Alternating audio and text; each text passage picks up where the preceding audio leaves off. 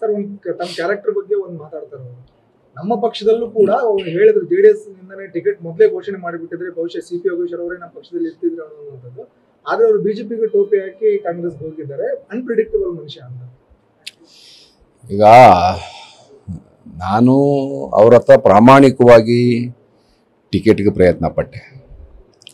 ಆದರೆ ಇದು ಕುಮಾರಸ್ವಾಮಿಯವರ ಶಾಸಕ ಸ್ಥಾನಕ್ಕೆ ತೆರವಾದಂಥ ಕ್ಷೇತ್ರ ಆದ್ದರಿಂದ ಅವ್ರ ಕೈಲೇ ಟಿಕೆಟನ್ನು ಅಂತಿಮ ತೀರ್ಮಾನ ಇತ್ತು.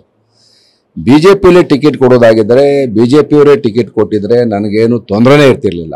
ಆದರೆ BJPಯವರು ಇದನ್ನು JDS ಮೇಲೆ ಜವಾಬ್ದಾರಿ ಹಾಕಲಾಗಿ ಕುಮಾರಸ್ವಾಮಿ ಅವರ ಆಟ ಶುರುವಾಯಿತು. ಕುಮಾರಸ್ವಾಮಿಯವರು ನನ್ನ ಕೊನೆ ದಿವಸ ತನಕ ಸತಾಯಿಸಿ ಆಮೇಲೆ ಕೊನೆಗೆ ಅವರು ನನಗೆ ನಿರಾಕರಣೆ ಮಾಡಿದ್ರು. ಹಾಗಾಗಿ ನನಗೆ ಅನಿವಾರ್ಯವಾಗಿ ಕಾಂಗ್ರೆಸ್ಗೆ ಹೋಗ್ಬೇಕಾಗಿ ಬಂತು. ಬಹುಶಃ ಅದನ್ನು ಕುಮಾರಸ್ವಾಮಿಯವರು ನಿರೀಕ್ಷೆ ಮಾಡಿರಲಿಲ್ಲ ಅಂತ ಕಾಣ್ತದೆ. ನಾನು ರಾಜಕೀಯ ಜೀವನವನ್ನು ಇಲ್ಲಿಗೆ ಮೊಟಕುಗೊಳಿಸಬೇಕು ಅನ್ನೋದು ಅವ್ರ ಉದ್ದೇಶ ಆಗಿತ್ತು. ನನಗೆ ಟಿಕೆಟ್ ತಪ್ಪಿಸೋದ್ರ ಮುಖಾಂತರ ನನ್ನನ್ನು ಅತಂತ್ರ ಮಾಡಬೇಕು ಅನ್ನೋದು ಅವ್ರ ಉದ್ದೇಶ ಆಗಿತ್ತು. ಹಾಗಾಗಿ ಅದ್ರ ಬಗ್ಗೆ ಎಷ್ಟು ಮಾತಾಡೋದು ಪ್ರಯೋಜನ ಇಲ್ಲ. ಅಂತಿಮವಾಗಿ ಸ್ಪರ್ಧೆ ಆಯಿತು. ನಾನು ಕಾಂಗ್ರೆಸ್ಸಲ್ಲೇ ಇದ್ದೋನ್ರಿ, ನಾನ್ಯಾಕೆ ಅನ್ಪ್ರಿಡಿಕ್ಟಬಲ್ಲು. ಈಗ ಅವರು ಕುಮಾರಸ್ವಾಮಿ ಹೇಳೋ ಥರ ಕುಮಾರಸ್ವಾಮಿಗೆ ಇವತ್ತು ರಾಜಕೀಯ ಜನ್ಮ ಒಂದು ಸಿಕ್ತು, ಅವಕಾಶ ಸಿಕ್ತು. ತಾಲೂಕನ್ನು ಬಿಟ್ಟು ಅವರು ಅಧಿಕಾರಕ್ಕೋಸ್ಕರ ಭಾರತೀಯ ಜನತಾ ಪಾರ್ಟಿ ಇಲ್ಲಿ ಇವತ್ತು ಸೇರಿಕೊಂಡು ಕೇಂದ್ರದ ಮಂತ್ರಿ ಆಗಿಲ್ವಾ?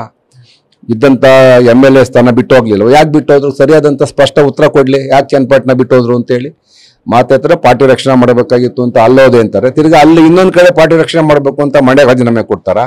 ಕೊಡಲ್ಲ. ಅಧಿಕಾರ ಬೇಕಾಯಿತು, ಹೋದ್ರು. ಬಟ್ ನನಗೆ ತಾಲೂಕಲ್ಲಿ ಒಬ್ಬ ಶಾಸಕನಾಗಬೇಕಾಗಿತ್ತು. ಒಂದು ಅವಕಾಶ ಕಾಂಗ್ರೆಸ್ ಪಾರ್ಟಿ ಕೊಡ್ತು. ಹಂಗಾಗಿ ನಾನು ಇವತ್ತು ಕಾಂಗ್ರೆಸ್ ಶಾಸಕನಾಗಿದ್ದೀನಿ.